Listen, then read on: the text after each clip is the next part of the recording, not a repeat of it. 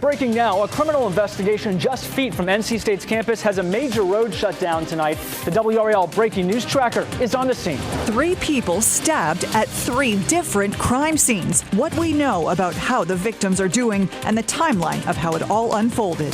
Where the heat tops out before we get some brief relief. And the best chances this week for some late-day storms. Right now it's 7. We want to get straight to breaking news. A death investigation shutting down part of Western Boulevard in Raleigh. Good evening, and thanks for joining us. I'm Dan Haggerty. And I'm Ashley Rowe. This is what the scene looked like less than 45 minutes ago. You can see a lot of police activity, a whole lot of traffic, and this is just steps away from NC State's campus. WRAL's Willie Danley just arriving on scene in the breaking news tracker. Willie, what do we know as of this point right now? Well, Dan, as you can see behind me, this investigation is ongoing. I'm here on the corner of Western Boulevard and Varsity Drive, just steps away from North Carolina's campus, where police are investigating a fatal accident. Take a look at this video that we shot with the WRAL breaking news tracker, and you can see how officers have a portion of Western Avenue between Varsity Drive and Dan Allen Drive blocked off. According to the Raleigh Watch commander, officers are on scene of this death investigation, which involves multiple crashes. Officers are still trying to piece together what happened here, and they're advising that drivers avoid this area if possible. So far, the identity of the person that was killed has not yet been released, or any other information about how many people were involved in this crash and what their conditions are. But we're going to continue to get those answers and keep you updated with the information as it comes. Back to you. Willie, thank you. Keep us updated. Meantime, tonight we're learning a lot more about a stabbing spree, in fact, across 3 different locations in Oxford. First at the county administrative building, then at a McDonald's down the road. As we showcase the locations on the map, the third place was a Walmart right off of I-85. The suspect was finally arrested after he crashed his car following a chase. WRAL's Destiny Patterson is at that McDonald's where one of those stabbings happened. This is one of 3 crime scenes today, all within a few miles of each other, where victims were cut and stabbed, seemingly for no apparent reason. Random. They were all random.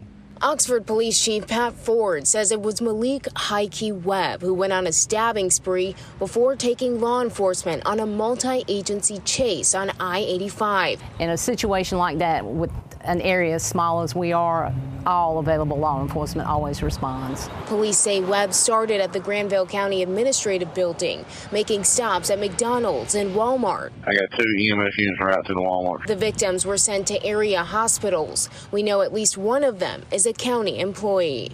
Hopefully everybody survives this incident. Our hearts go out to the victims and their families and this community.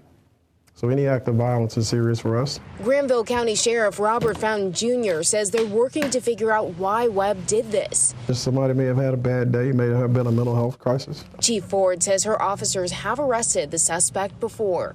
But I do know that an officer encountered him at our local magistrate's office, and he was taken into custody at that time. Webb has 2 other pending charges for trespassing and injury to personal property. We're working to learn the identities and conditions of the victims involved in this incident.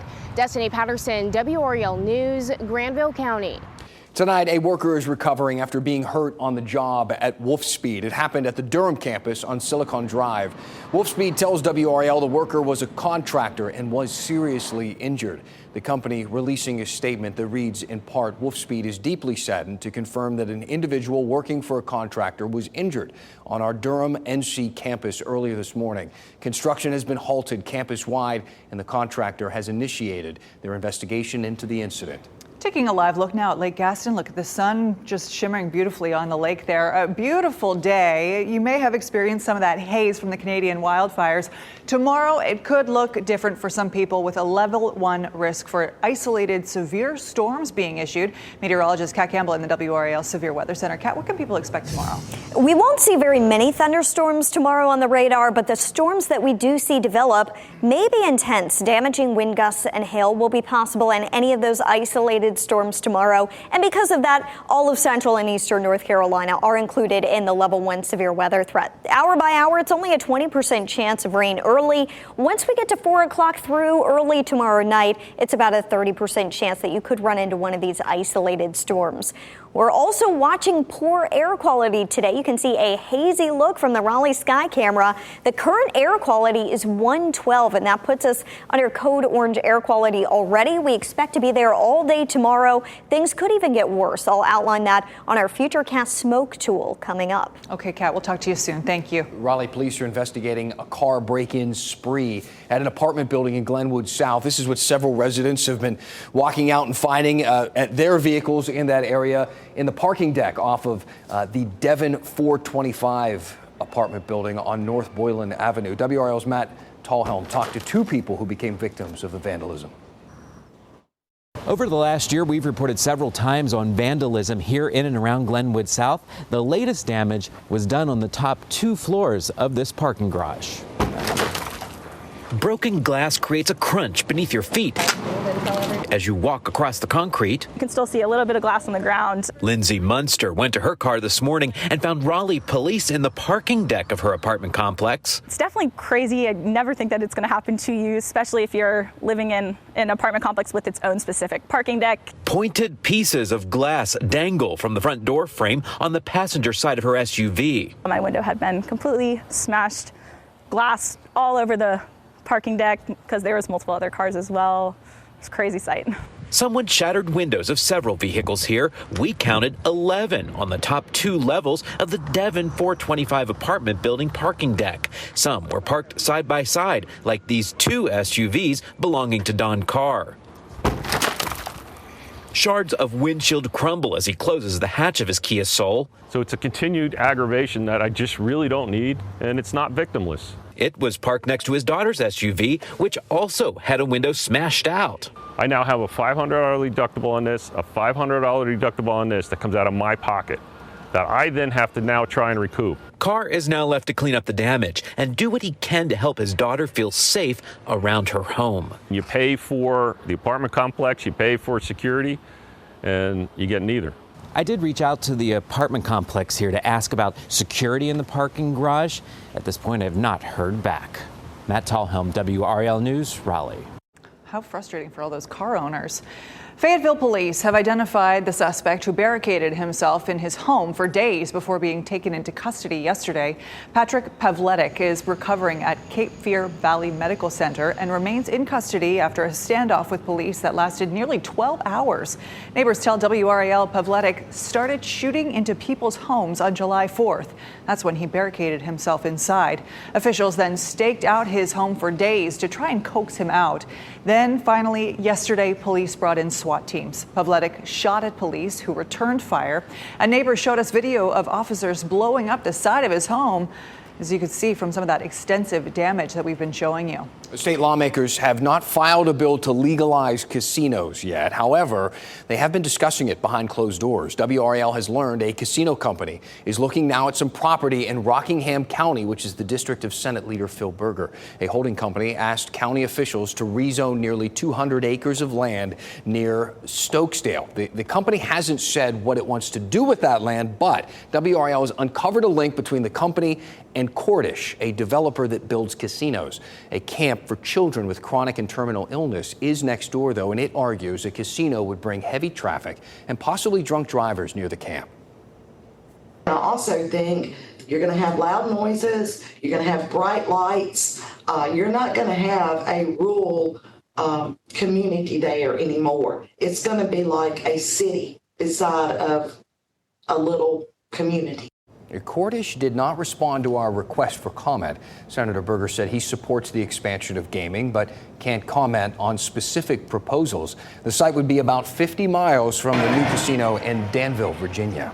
It is finally game week. We are just 2 days away from an FC Series game taking over the Triangle. Coming up, we speak with the CEO of Chapel Hill Scarborough Chamber of Commerce about the excitement and the impact of the event. Plus, some senior citizens in Wake County often feel alone and forgotten. But after the break, we're going to show you how 2 groups are working together to provide thousands with free meals and friendship.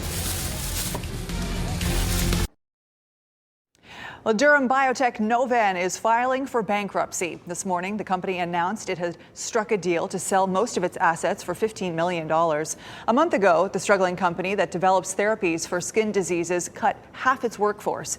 Novan plans to continue to work with the FDA on approval of a gel designed to treat viral skin conditions. You can read more about Novan on WRAL's TechWire. And Cary-based SAS is disputing stories that a new round of layoffs are in the works. As a matter of fact, the company's spokesman says the company continues to hire in some areas of operations, and employees are given opportunities to apply for open positions if their current roles might be eliminated. More than 150 open jobs are currently listed at the SAS Jobs website. SAS recently announced plans to increase investment in artificial intelligence. Wake County Meals on Wheels now partner with a home care agency to better service seniors. Volunteers with Meals on Wheels, they still pack lunches to deliver to seniors 5 days a week. The mission has always been good with good nutrition as well as conversation and caring. As the number of isolated seniors in Wake County grows, though, Home instead plans to offer more in-depth services. And some of them have no family, or they have family that aren't in the area and they can't stay alone anymore. And so that's where we can come in and help them. What a wonderful service. The U.S. Surgeon General calls loneliness and isolation an epidemic that dramatically impacts older adults and contributes to premature death. Companionship and social interaction, friends, are key to better outcomes. It is a big week for soccer fans in the Triangle. Two English League soccer teams, including one owned by Ryan Reynolds, will face off in Chapel Hill. The Chelsea-Wrexham FC Series exhibition draws the two squads together for the first time since 1984. They'll play at Keenan Stadium on Wednesday night. We wanted to talk a little more about exactly what this means for the Triangle. So joining us now is the president and CEO of the Chapel Hill Scarborough Chamber of Commerce, Aaron Nelson. Thank you so much for joining us tonight. It's wonderful to be with you, and we are super excited. Well, I imagine you are excited and exhausted. I can imagine how busy you have been. Tickets for this event sold out in days. I know some tickets have since been released, but is Chapel Hill just full of international soccer fans, or are we seeing a huge influx of out-of-towners who want to see this friendly? There are people coming from everywhere. Tickets were sold in all 50 U.S. states. We are expecting folks to be flying in, maybe 2/3 of the folks coming from somewhere else, and as well as locals really enjoying it themselves. There are already people here. We are sold out in all of our hotels this week, most folks with a 2-night stay. So we're expecting it to be busy on Tuesday night, Wednesday night for the game, as well as Thursday. Oh, wonderful. Well, Wrexham, I understand, has already arrived. Chelsea should be touching down soon. What does this mean for the area? You touched on all the hotels that are already sold out, so this has got to be a huge economic boon. It is, and there are calculators to help estimate that, and we see the economic impact north of $15 million on this single game. And that's going to come in the form of folks visiting our local retailers and restaurants and hotels, also the flights in, the gas that they purchase before they head out. The economic impact is going to be substantial. How much work has gone into putting this event? Well, it is an incredible amount of work done by the organizers and the promoters, the folks at Florida Citrus, the players for all of the practice time that they put into it, the folks at Carolina Athletics. Keenan Stadium is an amazing facility, and to be able to host it there. The people rolled out the sod and put grass down on what is traditionally an artificial surface. And then the partnerships right now between the athletic department, the university, the county, the towns, Chapel Hill, Scarborough, our folks in public safety, having regular meetings. Everybody is working really well together. The cooperation's been excellent. So the match starts at 7:30 p.m. If I understand it correctly, about 50,000 people can fit in that stadium. So for people who are going to the game and watching you right now, what is the one piece of parking advice you can give? Plan ahead. You can check out a website called parkonthehill.com. It'll show you all the parking locations. Visit Carolina's website, visit the Visitors Bureau's website, the town's website, Chapel Hill. All of them will have special links to resources where you can see what parking is for sale, what parking might be free. But come early, get settled in Chapel Hill, spend a little bit of money, and enjoy a great game. Listen, I got to tell you, I watched the Welcome to Wrexham series, so I know that Wrexham is probably more popular in the U.S. than Chelsea is, certainly more popular in the U.S. than it is in Europe. So on behalf of everybody who is very curious about this, I've got to ask you, will we expect to see Ryan Reynolds or Rob McElhenney on Wednesday? I am told that owners will be present and enjoying themselves and enjoying the game. Okay, so celebrity sightings are possible in Chapel Hill. Well, thank you so much for joining us tonight. We really appreciate your time. You can learn more about this week's game on WRALSportsFan.com. How exciting. Oh, and now we know that the owners, the celebs, are going to be in town as well. How fun. As we take a look at North Hills, get the smog out of there. Come on, we have a reputation to uphold. Kat Campbell joining us now. How's the weather going to be this week for those folks? It's going to be hot out there. The good news is, we have a chance for some scattered storms, but as we near the sunset time, typically we start to see those thunderstorms dying down. So on Wednesday, I would say the best chance of a storm would be before 8 o'clock. So, as we get to that 7:30, 8 o'clock time frame, we typically start to see the radar quieting down.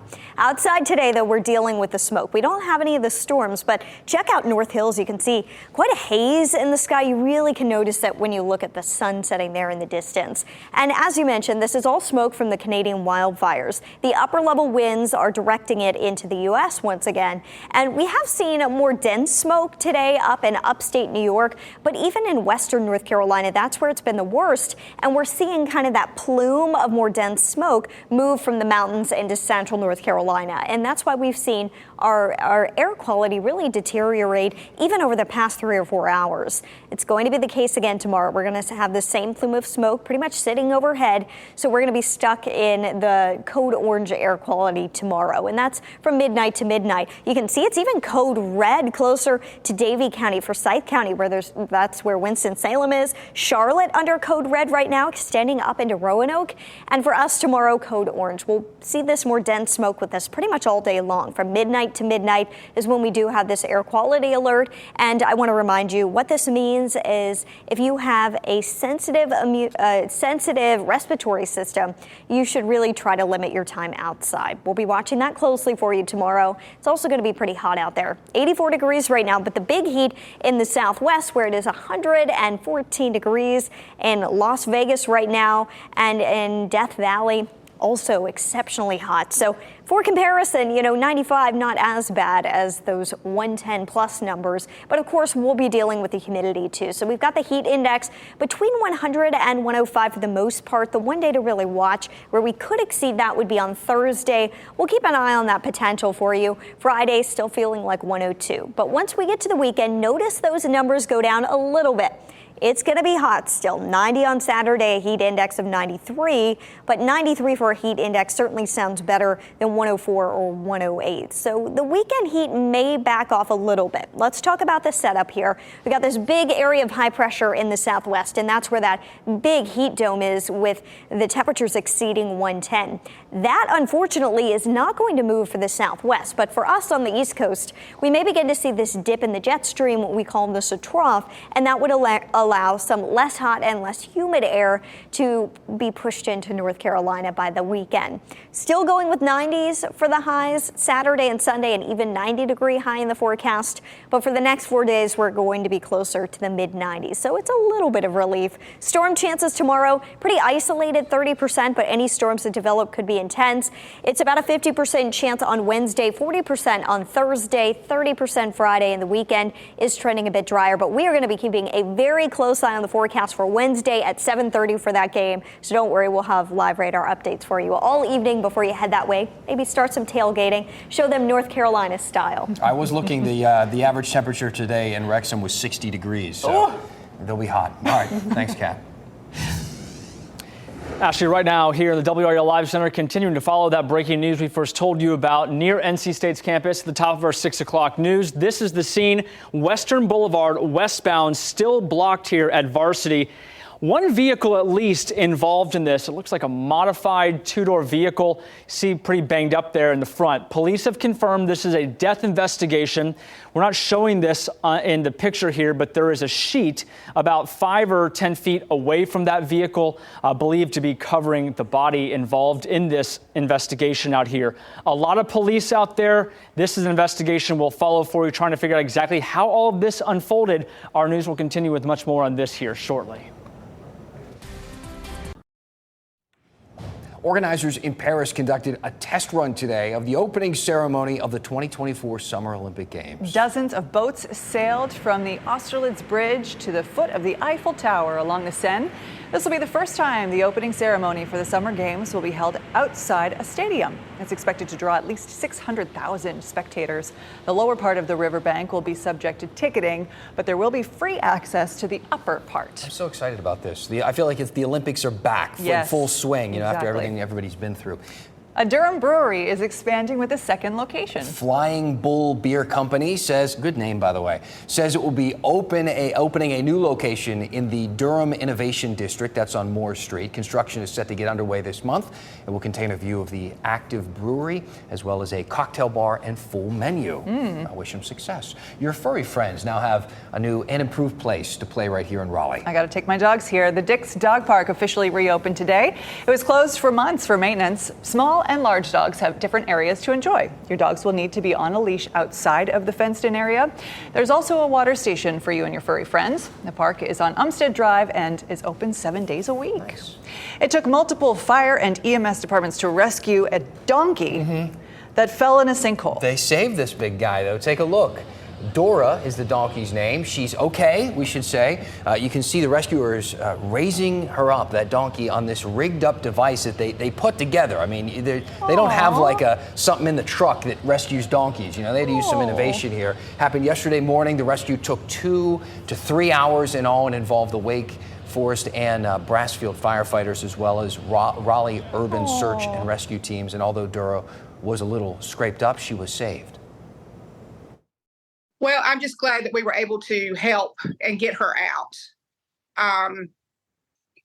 Myself and my son are big animal lovers, and my husband also, and my son was there too. He was part of it. So it makes you feel good to be able to help other people and their animals when they're in a time of need. Rose Hockaday saying that this is the first time she's been part of a rescuing of a donkey, hopefully the last. Yeah, exactly. Oh, glad that they're okay. Thanks for joining us. Have a good night. Keep watching WRAL News over the air Channel 34 and Spectrum Channel 1257.